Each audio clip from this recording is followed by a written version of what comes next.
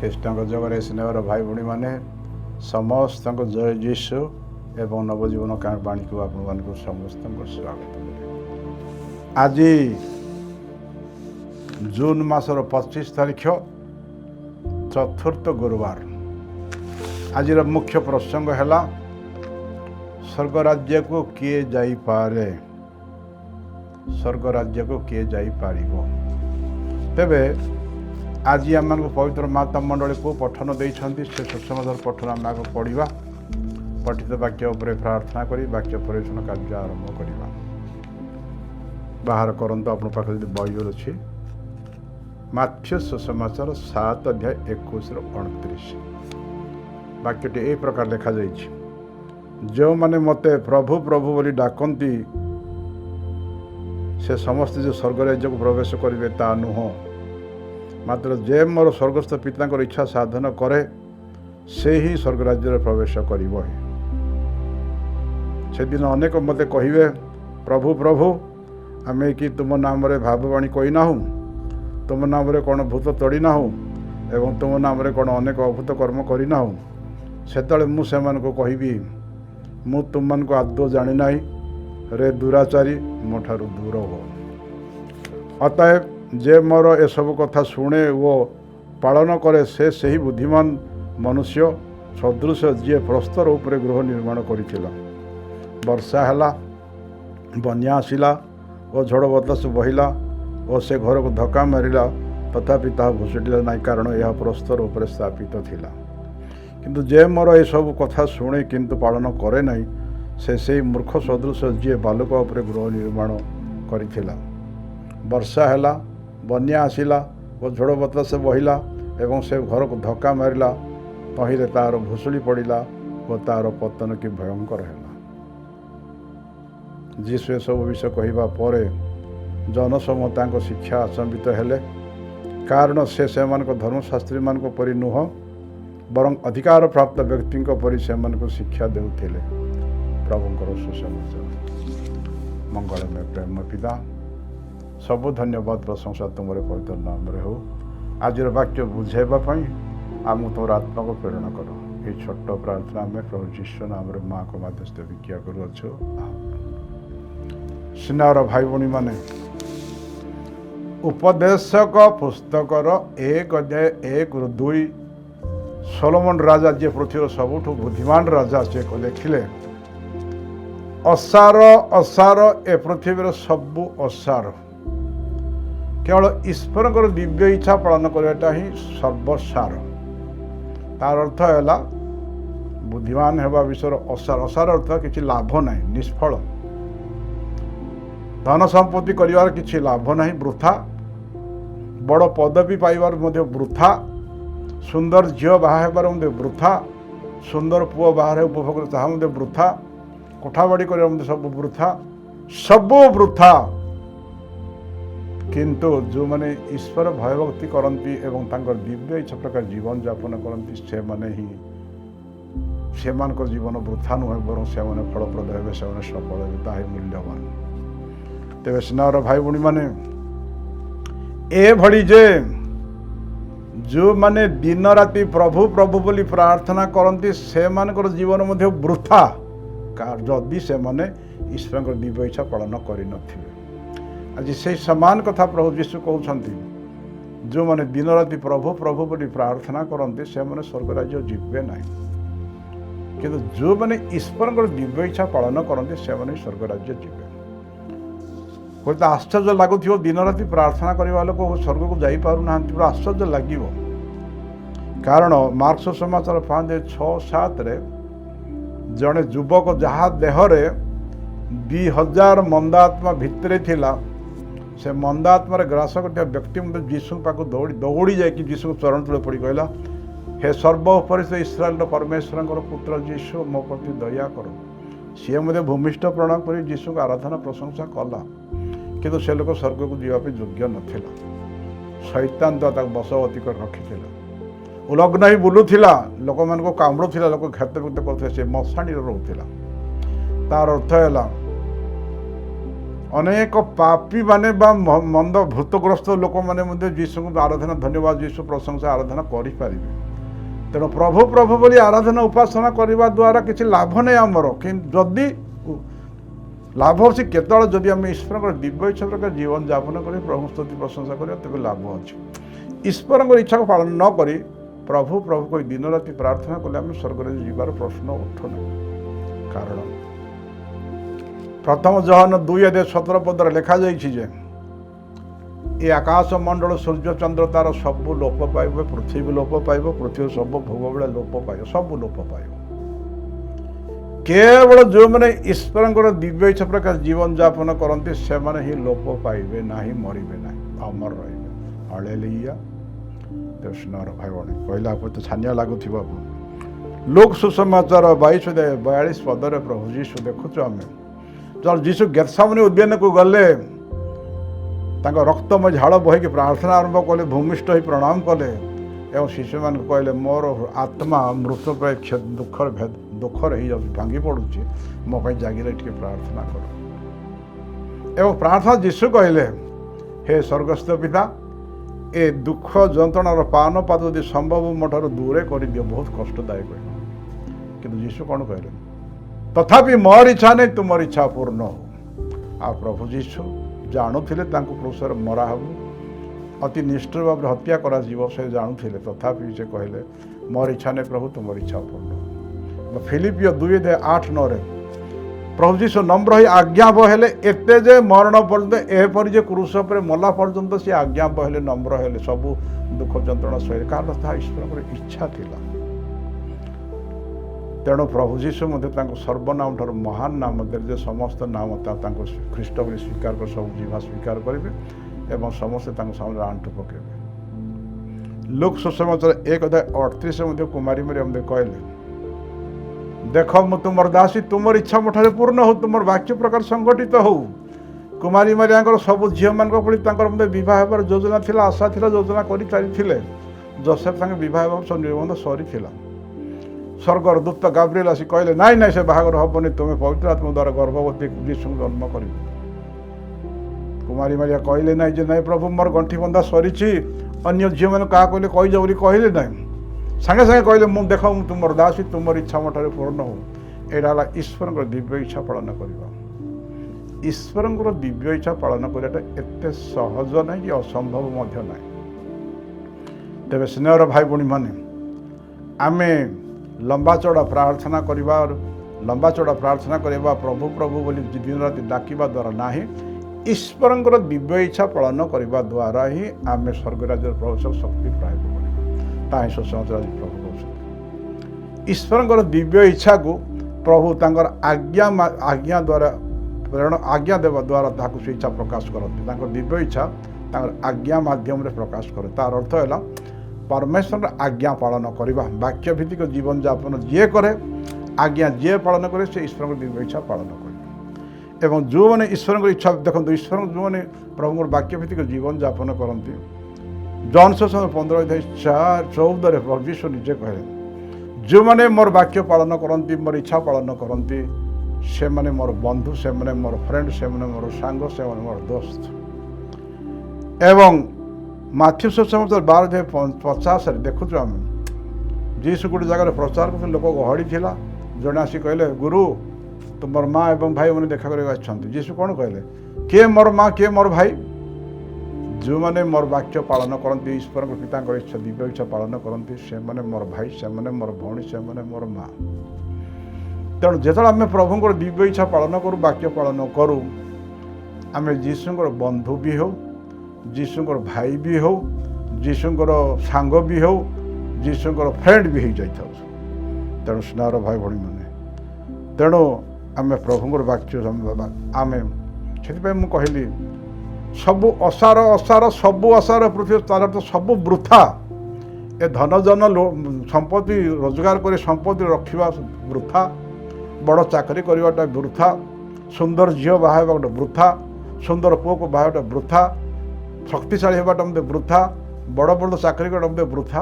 କ'ଣ ବୃଥା ନାହିଁ? केवल जदि जो मैंने ईश्वर भय भक्ति करते और ईश्वर को दिव्य इच्छा पालन करते तार ही मूल्य अच्छी ना बाकी सब वृथा।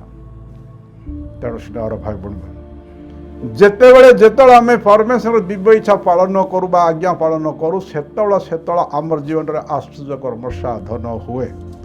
उदाहरण स्वरूप जॉन सुसमाचार 2007 प्रभु यीशु काना नगर में कहले ए 6टा पत्थर माठिया पानी भर्ती कर आखि मुदी से पानी भर्ती कले सांगे सांगे सब द्राक्षारस परिणत है आश्चर्य कर्म साधन है। जॉन 11:34-39 जीशु कहले लाजार जब मरीगले 3 दिन जीशु जाइए समाधि को गले लाजार कबर जो मुखर जहाँ बड़ बड़ पत्थर रखाई जीशु कहले ए पत्थर को बाहर कर जुक्ति तर्क न कर अविश्वास से पत्थर को बाहर कले और सांगे सांगे आश्चर्य कर्म साधन जीशु कहले लाजार उठी आस सांगे सांगे उठी आस। तेणु जितेबाला जो आम ईश्वर दिव्य इच्छा प्रकार जीवन यापन करूँ वाक्य भित्तिक जीवन यापन करूँ आज्ञा पालन करूँ आमर जीवन में आश्चर्य कर्म साधन हो। से भाई आम देखुचु जे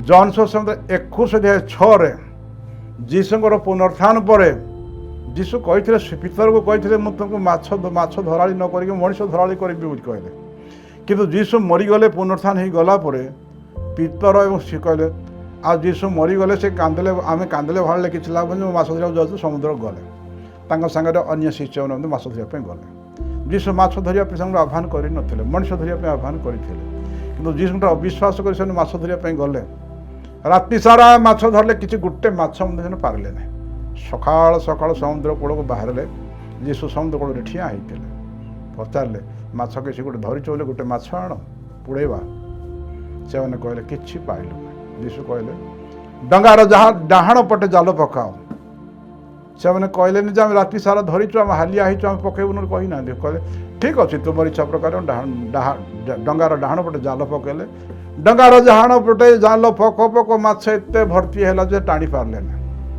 आश्चर्य कर्म साधन है।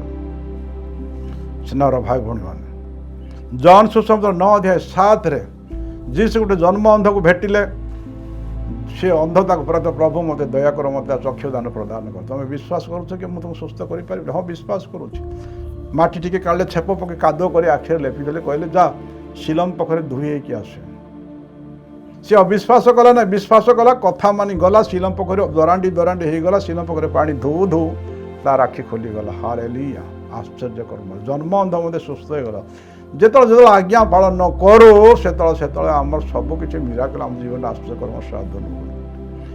द्वितीय राजावली 5:10 और 14 सीरियार आर्मी कमांडर नामान देह सारा कुष्ठ हो गला खबर पाइला घर थी दासी कहला आमर देश जुदेया एलाइसा भावीवादी अच्छे पाखक गले आप सुस्थ हो पारे से गाड़ी गुड़ा रथ गुड़ा सब सुना रूपा धरिक गले एवं एलाइसा घर ठिया हेले एवं कहले एलाइसा रामन आसछन्ति एलाइसा प्रार्थना करता कहले जा ताकू कहीदियो खाली जर्दान नदी 7 थर बुड़ीकी आसु सी टे रागिगला से नामन मत आसी नमस्कार कले ना केमती छुई प्रार्थना कले ना कहले जे 7 थर बुड़ीकी आसु कौन आम देश नदी ना राग तम तम ही जाऊे किंतु से दासी झील कहला गुरु क्षमा कर जदि भाववादी कही था 7 दिन उपवास कर बोले करें हाँ कर 7 घंटा आंठ पकाइले आंठ पकई था अनुरोध कर कथा मानि जा 7 थर बुड़त जर्दान बुड़ीकी आसतु दासीर कथा परामर्श प्रकार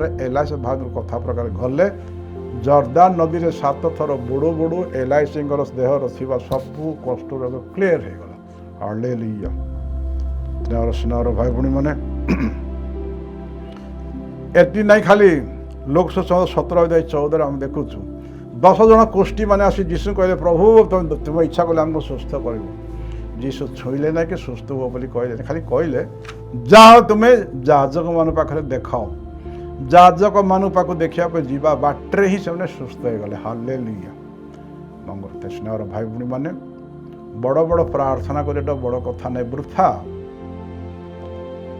आमर जगत करते सब काम वृथा से साधु राजा सलोमन कहले सब जाक ଅସାର ଅସାର ସବୁ ଅସାର, ପୃଥିବୀର ସବୁ ଅସାର, ଭୋଗ ବିଳାସ ଆମୋଦ ପ୍ରମୋଦ ଧନ ସମ୍ପତ୍ତି ଚାକିରି ବାକିରି ସବୁ ଅସାର।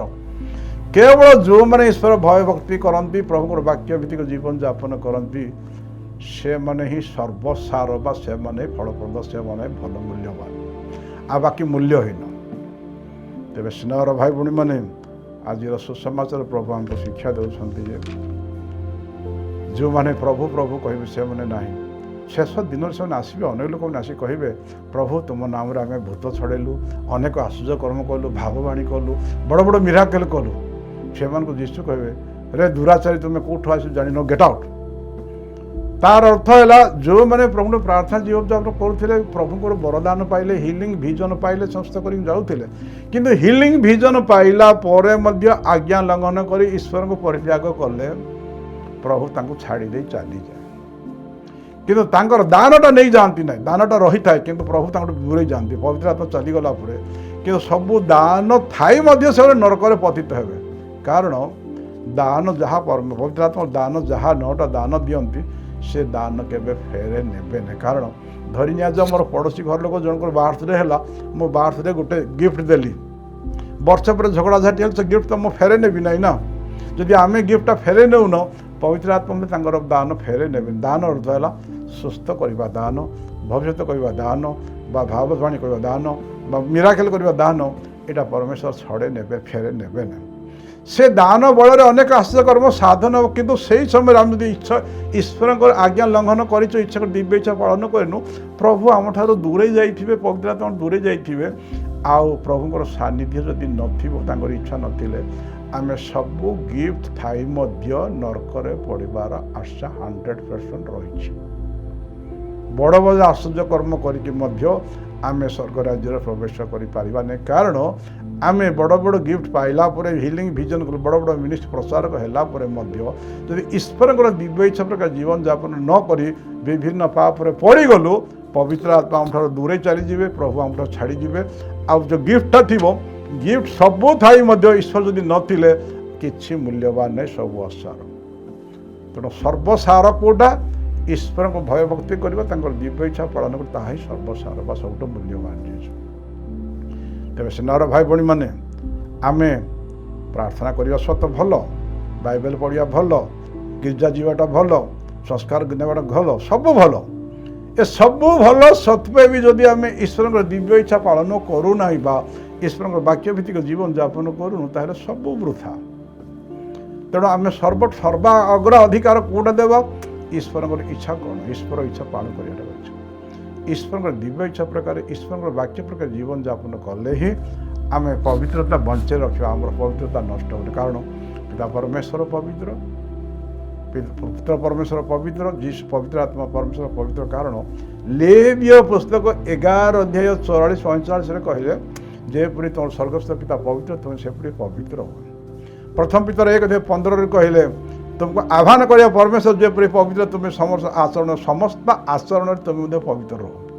ଯଦି ଆମର ପବିତ୍ରତା ନଷ୍ଟ ହୋଇଗଲା ପାପ କରିବା ଦ୍ୱାରା, ଆଜ୍ଞା ଲଙ୍ଘନ କରିବା ଦ୍ୱାରା, ମଦ ପିଇବା ଦ୍ୱାରା, ସିଗାରେଟ୍ ଆଣିବା ଦ୍ୱାରା, ବ୍ୟଭିଚାର କରିବା ଦ୍ୱାରା, ବ୍ଲୁ ପିକ୍ଚର ଦେଖିବା ଦ୍ୱାରା ଆମର ଯଦି ପବିତ୍ରତା ନଷ୍ଟ ହୋଇଗଲା, ପ୍ରଭୁଙ୍କର ସବୁ ଦାନ ଥାଇ, ପ୍ରଭୁଙ୍କର ବିଶ୍ୱାସ ଜ୍ଞାନ, ସବୁ ଧର୍ମ ଜ୍ଞାନ ଥାଇ ମଧ୍ୟ ଆମେ ସ୍ୱର୍ଗ ରାଜ୍ୟରେ ପ୍ରବେଶ କରିପାରିବା ନାହିଁ। ଯାହାକି ମାଥ୍ୟୁ 7:21 କ୍ଲିୟର କହୁଛି ଯେ ଯେଉଁମାନେ ପ୍ରଭୁ ପ୍ରଭୁ କହିବେ ସେମାନେ ନୁହଁ, ବରଂ ଯେଉଁମାନେ ଈଶ୍ୱରଙ୍କର ଦିବ୍ୟ ଇଚ୍ଛା ଜୀବନଯାପନ କରନ୍ତି, ପ୍ରଭୁଙ୍କର ଆଜ୍ଞା ପାଳନ କରନ୍ତି ବା ବାକ୍ୟ ଭିତ୍ତିକ ସଂସ୍କାର ଭିତ୍ତିକ ଜୀବନଯାପନ କରନ୍ତି, କେବଳ ସେମାନେ ହିଁ ସ୍ୱର୍ଗ ରାଜ୍ୟରେ ପ୍ରବେଶ କରିବେ। ତେଣୁ ଆଜିର ମୁଖ୍ୟ ପ୍ରସଙ୍ଗ ହେଲା, ସ୍ୱର୍ଗ ରାଜ୍ୟକୁ କିଏ ଯାଇପାରିବ? ସ୍ୱର୍ଗ ରାଜ୍ୟକୁ କିଏ ଯାଇପାରିବ? ଯେଉଁମାନେ ଈଶ୍ୱରଙ୍କର ଇଚ୍ଛା ପାଳନ କରନ୍ତି, ଯେଉଁମାନେ ପ୍ରଭୁଙ୍କର ବାକ୍ୟ ପାଳନ କରନ୍ତି, ଯେଉଁମାନେ ବାକ୍ୟ ଭିତ୍ତିକ ଜୀବନଯାପନ କରନ୍ତି, ସେମାନେ ହିଁ ସ୍ୱର୍ଗ ରାଜ୍ୟ ପ୍ରବେଶ କରିବେ। ଆଉ ବଡ଼ ବଡ଼ ମିରାକେଲ କରିବା ଲୋକ, ଦିନ ରାତି ପ୍ରଭୁ ପ୍ରଭୁ କରିବା ଲୋକ କେବେ ଯାଇପାରିବେ ନାହିଁ। ତେଣୁ ସ୍ନେହର ଭାଇ ଭଉଣୀମାନେ, ଈଶ୍ୱରଙ୍କର ଦିବ୍ୟ ଇଚ୍ଛା ପାଳନ କରିବା। ଯେମିତି କୁମାରୀ ମାରିଆ କହିଲେ, ପ୍ରଭୁ ଦେଖ ମୁଁ ତୁମର ଦାସୀ, ତୁମର ଇଚ୍ଛା ପୂର୍ଣ୍ଣ ହଉ। ଯୀଶୁ କ'ଣ କହିଲେ? ପ୍ରଭୁ ଏ ପାନପତ୍ର ଯଦି ସମ୍ଭବ ପାନପତ୍ର ଦୂର ନେଇଯାଏ, ଦୁଃଖ ଯନ୍ତ୍ରଣା ପାନପତ୍ର ନେଇଯାଅ। କିନ୍ତୁ ଯୀଶୁ ବି କହିଲେ, ତଥାପି ମୋର ଇଚ୍ଛା ନାହିଁ, ତୁମର ଇଚ୍ଛା ପୂର୍ଣ୍ଣ ହଉ। ମୋତେ ମରିବାକୁ ପଡ଼ିଲେ ପଡ଼ୁ ପଛେ ତୁମର ଇଚ୍ଛା ମୁଁ ପୂର୍ଣ୍ଣ କରିବି। ତେଣୁ ଈଶ୍ୱରଙ୍କର ଦିବ୍ୟ ଇଚ୍ଛା ପାଳନ କରିବା ଦ୍ୱାରା ହିଁ ତାହା ହିଁ ସର୍ବସାର, ତାହା ହିଁ ସବୁ ମୂଲ୍ୟବାନ, ତାହା ହିଁ ଫଳପ୍ରଦ, ଆଉ ବାକି ସବୁ ଅସାର। ସେଥିପାଇଁ ରାଜା ସଲୋମନ କ'ଣ କହିଲେ? ଅସାର ଅସାର ସବୁ ଅସାର, କେବଳ ଈଶ୍ୱର ଭୟ ଭକ୍ତି କରିବା, ପ୍ରଭୁଙ୍କର ଦିବ୍ୟ ଇଚ୍ଛା ପାଳନ କରିବା ସର୍ବସାର। ତେଣୁ ସୁନାର ଭାଇ ଭଉଣୀମାନେ, ଆପଣ ସମସ୍ତେ ଗୁଡ୍ ହିୟରିଂ ଦେଇଥିବାରୁ ଧନ୍ୟବାଦ ଦେଇ ରହିଲି। ସମସ୍ତଙ୍କୁ ଜୟ ଯୀଶୁ।